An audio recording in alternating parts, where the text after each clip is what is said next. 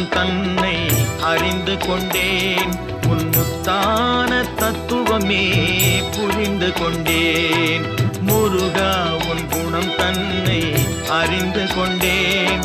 உன் முத்தான தத்துவமே புரிந்து கொண்டேன்.